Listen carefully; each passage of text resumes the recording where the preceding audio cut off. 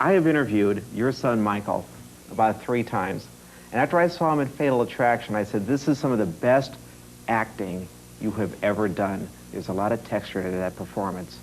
I agree with you. As a matter of fact, I think Michael's acting in Fatal Attraction, from the point of view of an actor, was much better than his acting in Wall Street.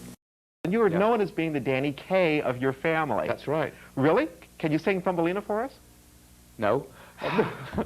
But my dad used to introduce me as the Danny Kaye of the family because I was always singing and clowning around at home. See, you're a very giving person. Yeah, either that or masochistic. Now, how are you at receiving? I guess not so good. God, this is getting personal now. I really hate Christmas, you know, I hate Christmas. Why? Because I don't like getting gifts. I don't like all the attention, and I just don't like people paying attention to me like that. You were very important in front of the cameras for that girl, and also behind it as a producer of it.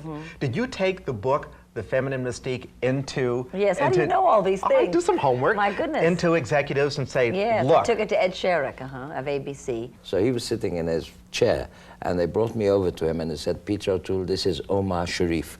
And he said, Omar Sharif? He said, no one in the world is called Omar Sharif. His name must be Fred. So he called me Cairo Fred. And you know, Cairo Fred? Cairo Fred. The night that William Hurt won the Academy Award for Kiss of the Spider Woman, the first words out of his mouth when he accepted were, I share this with Raul. And there was a terrific ovation.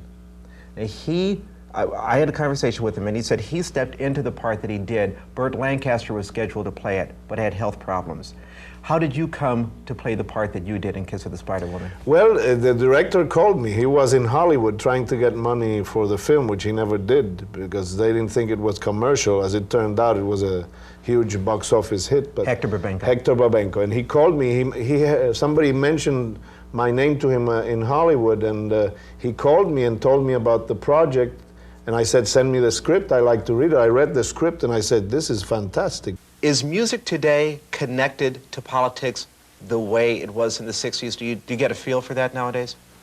Certain people, yeah, they still have a responsibilities thing, and certain people, you know, the 60s, I keep saying that because of the 60s, Woodstock, if it wasn't for that generation or that people, we'd still be in Vietnam. Flowers in the Dirt, Paul McCartney's new album. Some good tunes on this. Down at Crazy Eddie's? I like that. Get down there today.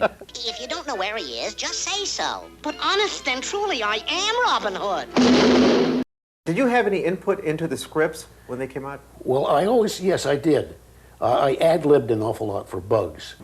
That's not the same that if I had that punchline, I would have jumped at that role, but I didn't. Yeah, the part that the Sally Field played a punchline, you would have liked to have done that?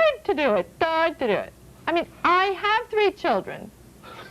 I can play that part. I'm so piggy. It's important not to judge the character that you're playing too harshly. You have to like the character to some degree. Well, you just got to be him, which means you have to have an attempt at self-love, which is most people do. If they don't, they use I'm all for self-love. Yeah. Yeah. Listen, I'm a very lonely guy, Mel. Let's take a short break, and then we're going to come back and continue our little conversation with Mel Gibson. So, folks, please don't go away. Stay right there.